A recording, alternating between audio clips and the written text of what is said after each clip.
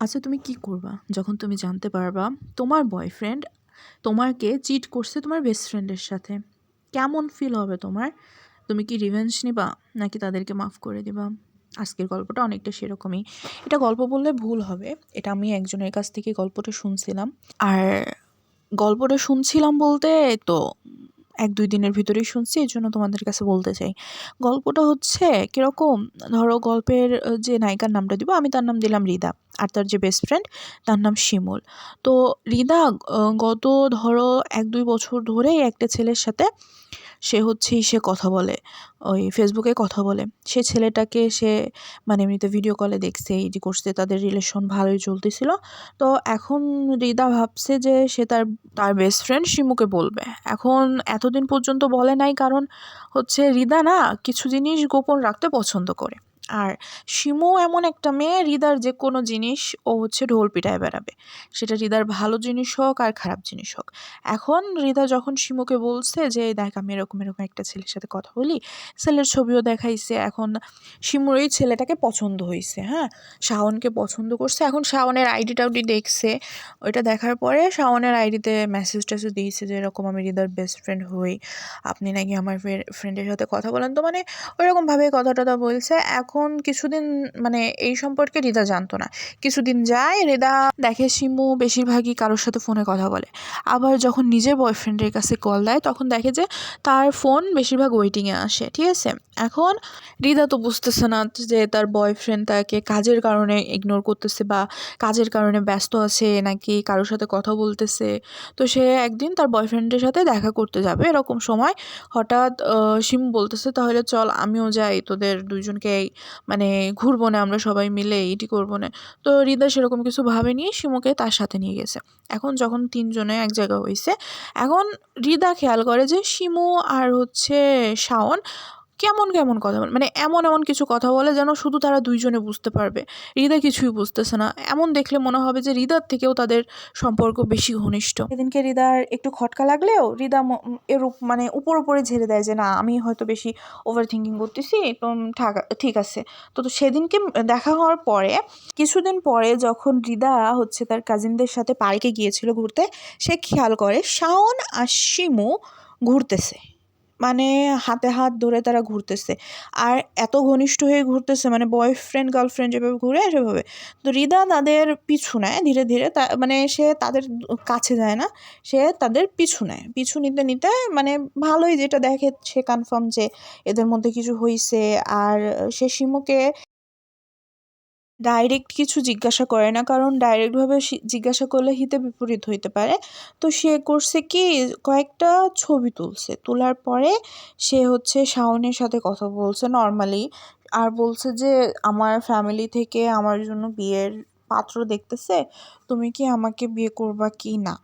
তখন শাওনও একটু আমতা আমতা করছে যে আমার ফ্যামিলির এরকম প্রবলেম হইতে পারে, এখন আমার বড় ভাই বিবাহিত না, তো আমি তোমাকে বিয়ে করতে পারবো না। তো তারা তখন বলছে যে আচ্ছা ঠিক আছে, আমি তোমার সাথে ব্রেকআপ করবো। এদিকে হচ্ছে রিদা করছে কি, ওর বড় চাচাতো ভাই ওর মানে সব কিছু হয়েছে, ওপেন হয়েছে যে ভাইয়া আমি এরকম একটা রিলেশন করতাম, শিমু এরকম ওই ছেলেটার সাথে আমার মানে ওই ছেলেটা শিমুর সাথে করে আমাকে চিট করছে। ওর বড় ভাই যে সব শুনছে, সে রাগারাগি করা শুরু করছে, তুই এত খারাপ কেন, যে তুই এরকম প্রেম করছিস, বেয়াদব হ্যান ত্যান বলতে বলতে রাগারাগি করছে, কিন্তু ফ্যামিলিকে বলে নাই।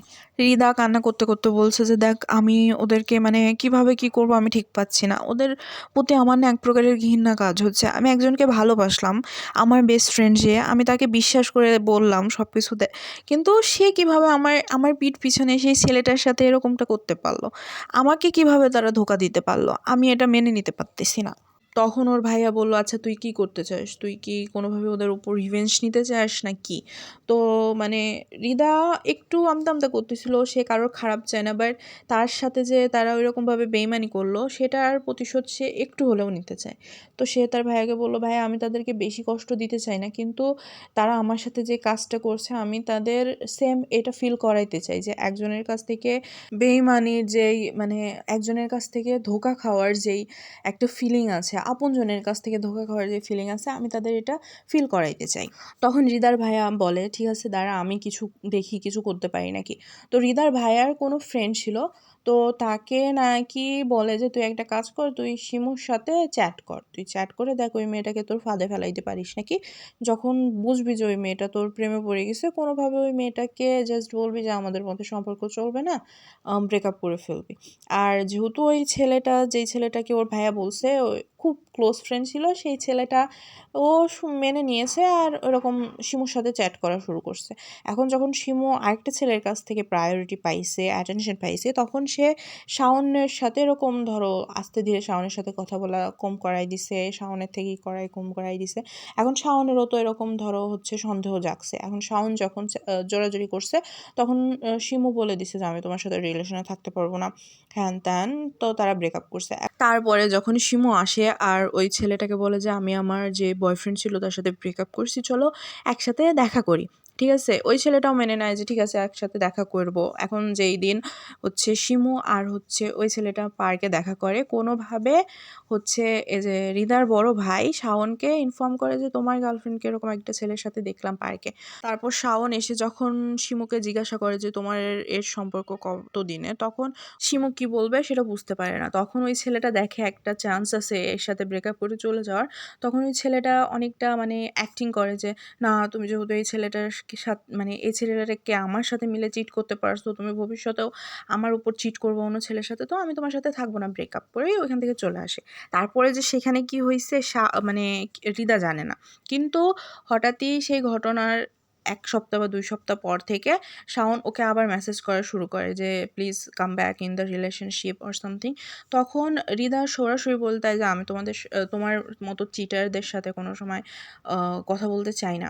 এখানে শিমুও অনেক বলে তার কাছে ফেরত যায় হৃদার কাছে যে বান্ধবী মাফ করে দাও, আমি না বুঝতে পেরে করে ফেলছি। তখন হৃদাও তার উপর মানে তার সাথে অনেকটাই রাগারাগি করে যে তুই আমার বেস্ট ফ্রেন্ড হয়ে তুই এরকমটা করতে পারলে, আমি জাস্ট তোর থেকে এটা হচ্ছে এক্সপেক্ট করিনি। তখন মানে তারপরে তাদের সম্পর্ক আর সেরকমভাবে ভালো হয় না। পরে শুনলাম কোথায় নাকি হৃদার বিয়ে ঠিক হয়েছে, আর বাদবাকি 2 জনের বিষয়ে ও আমি কিছুই জানি না। আর হচ্ছে আমার একটাই কথা, যখন তুমি দেখো একটা মানুষ তোমাকে মন প্রাণ দিয়ে তোমাকে ভালোবাসতেছে, তোমার ব্রেনে আসে কিভাবে যে আরেকজনের সাথে তুমি তাকে চিট করবা? ভাই এটা just the lowest act of a person, they can be that low in their character.